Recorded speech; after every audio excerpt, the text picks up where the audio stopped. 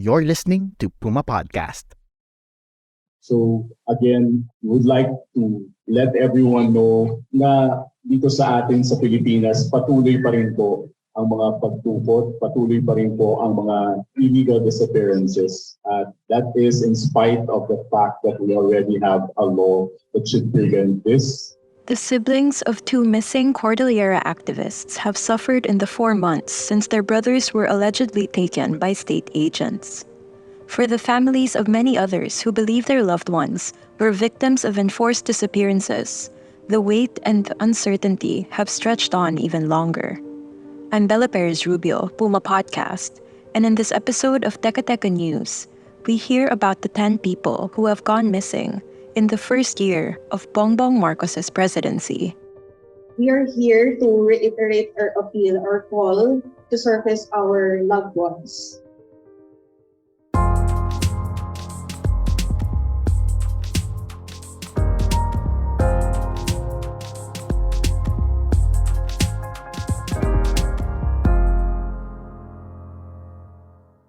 So my brother actually, he just turned 27 a few days before his abduction. His birthday was on April 24th.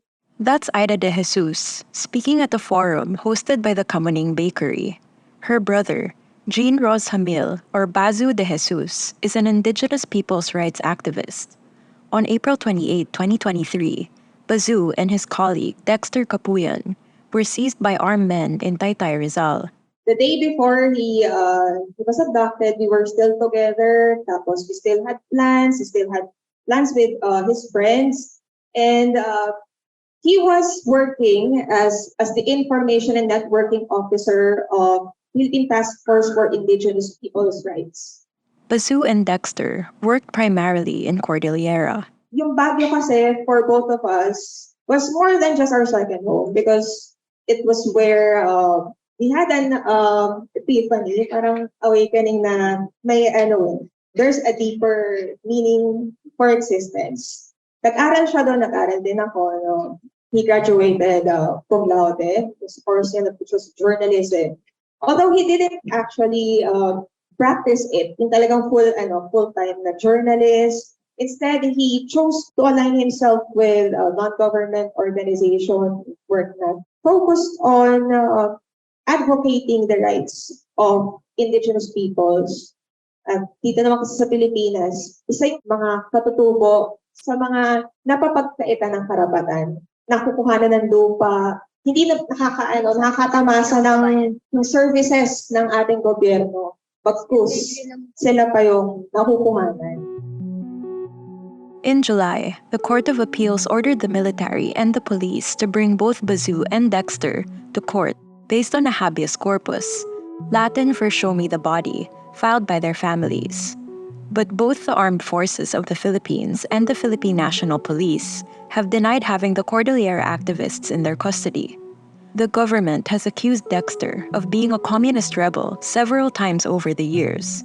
He was originally listed as a respondent in a Department of Justice petition to prescribe the New People's Army, the armed wing of the Communist Party of the Philippines, a terrorist group. A Manila court junked that petition in September 2022. May mga kaso supposedly na nakafile laban sa aking kapatid. Karapatan naman ng kapatid ko na sagutin yung mga kaso ito, harapin yung mga kaso ito sa korte at hindi tamang paraan yung tutupugin siya, tatago at hindi papakita sa publiko. That's Dexter's brother, Eli Capuyan. Si Dexter is my older brother. Ako yung bunso sa pamilya. So siya yung kasunod ko. He's now 56 years old. Like Bazu, Dexter graduated from the University of the Philippines in Baguio. He was editor-in-chief of their school paper and chaired the Baguio City chapter of the League of Filipino Students. Nasa puso talaga niya yung pagtulong sa kapwa. In fact, when he was in college, my dad suggested na pati siya mag-abogado. Supposedly, mas may puwersa yung pagtulong niya sa kapwa. But he didn't go into that path, but he chose just to be on ground with the people na tinutulungan niya. Nagtuloy-tuloy siya sa kanyang pagtulong, sa kanyang pakikibaka sa kapwa. Eventually, nagkapamilya rin siya. got married and they have a daughter. Unfortunately, his wife passed because of CA a couple of years ago. Their daughter, Chewy, is now 22 years old, if I'm not mistaken. At kasama namin siya sa paghahanap. The latest to go missing are Janila Castro and Jed Tamano. They went missing on September 2, just 3 days after the International Day of Victims of Enforced Disappearances. Janila, who is 21 years old, is a community organizer of Akapka, Manila Bay. Jed, who is 22, is a program coordinator of the Ecumenial Bishop Forum's community and church program for Manila Bay. Under Marcos Jr.'s presidency, there are 6 others who went missing, suspected victims of enforced disappearances. As listed by Maria Cristina Guevara, Secretary General of Desaparecidos, they are sina Elgin Mongcal at Maria Elena Pamposa, peasant and women organizers na dinukot noong July 3, 2022 sa Moncada, Tarlac. Si Ariel Badyang, last known location is in Manolo Fortich, Bukidnon. Dinukot noong February 7, 2023, this year po. Siya po ay isang peace consultant for the National Democratic Front of the Philippines.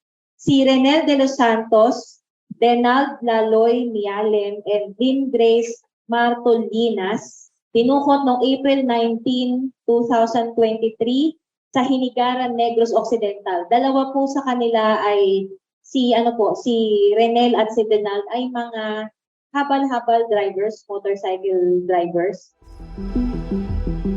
That brings us to 10. We'll pause here. Later, we learn more about the country's history with desaparecidos, the term used for those presumed taken or killed by armed forces.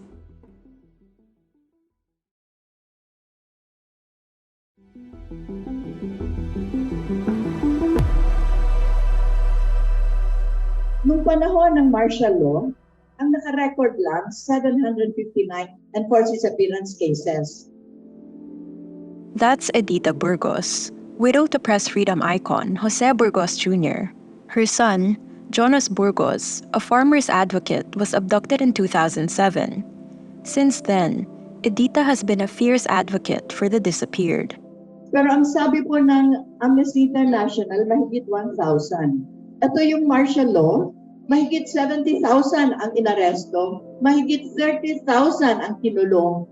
Hindi natin alam kung ilang thousands pa po ang dinisappear na hanggang ngayon disappear. Kasi mas marami po ang hindi recorded kaysa reported case. Panahon naman po ni Corazon Aquino, ang recorded number of enforced disappearances ay 821. Tuloy-tuloy pa rin dahil yung culture of impunity and violence tuloy-tuloy pa rin sa loob ng military.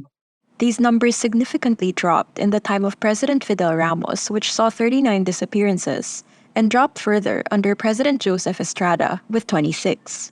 Pero nung panahon po ni President Gloria Arroyo, tumaas na naman to. 206 reported cases. Yung kasama na dun yung anak ko, pero palagay ko, hindi lang 206 dahil sa experience namin, na-meet namin yung mga families of the victims, thousands and thousands were disappeared during the presidency of Arroyo. But this commemoration is beyond Jonas. This is about all the enforced disappearance victims. The number of recorded disappearances dropped again under President Noynoy Aquino at 9, but this number more than doubled under President Rodrigo Duterte with at least 20. Pero ang nakakatakot po ngayon, 1 taon pa lang itong si Marcos Jr., 8 na ang nawala. 1 taon pa lang, ilang taon pa siya, nakakakilabot po.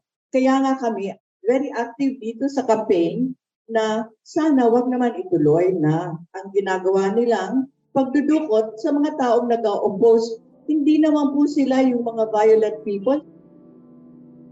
Edita's son Jonas was one of the many taken in the time of President Gloria Macapagal Arroyo. He was also abducted on April 28, exactly 16 years before the day Bazoo and Dexter disappeared. Ito po noong 2007, dinukot siya habang nagla-lunch siya sa Ever Cotesco dito sa Quezon City, in the heart of Metro Manila. Nag-iisa siya, dinukot siya ng 4 na lalaki, 1 babae, dinaladkad siya, dinala sa labas ng mall at isinakay sa isang sasakyan. Luckily, yung plate number ng sasakyan nakita ng security guard at na-record. At na-trace namin na yung plate number na yon nakakabit sa isang sasakyan na involved sa illegal activity at nandoon sa loob ng kampo ng militar sa Norzagaray. The Court of Appeals in 2013 found the military responsible for Jonas's disappearance, but he has yet to surface over a decade since he was taken. Si Jonas, kinuha nila habang kumakain, walang armas, nag-iisa. Si Dexter at saka si Bazoo, kinuha nila. Kaya lang naman nandito dahil magpapagamot. Kaya lang talagang itong mga kinukuha, yung mga may lakas ng loob na maging boses ng mga walang boses. Kaya kami nandito dahil as a Christian and as somebody who is a mother who disappeared, hindi ho namin pwedeng pabayaan na hindi magsalita. After security forces failed to produce Bazoo and Dexter, Bazoo's sister Ida says they're waiting on a third decision from the Court of Appeals. Unfortunately, hindi yun yung in-expect namin or yung gusto namin marinig at makita. Dahil it seems that they were trying to hide something or they were skirting around it. Instead of facing us straight. Dahil kami naman sa side namin, mga witnesses, mga kapatid, mga kapamilya, hinarap namin sila ng maayos. And this only goes to show the culture of impunity na kinultivate ng mga nakaraang leaders that under their administrations, yung ganitong mga ordinary mamamayan na tumutulong sa kapwa, pero pinipilit na patahimikin at ilayo sa kanilang mga mahal sa buhay. Here's Dexter Capuyan's brother, Eli. Dito sa Pilipinas, meron na po tayong batas, yung RA 10353 or the Anti-Enforced Disappearance Law. The landmark law not only criminalizes enforced disappearances, but highlights that the right to liberty may not be suspended under any circumstances, even during war or political instability. Yung RA 10353, sana masunod ng aming panawagan. Patuloy pa rin po kami yung naghahanap. Like I said, it's been 4 months already and the mental anguish for us, the family members, is too much already. 4 na buwan na po na hindi namin alam kung nasaan yung aming mga kapamilya.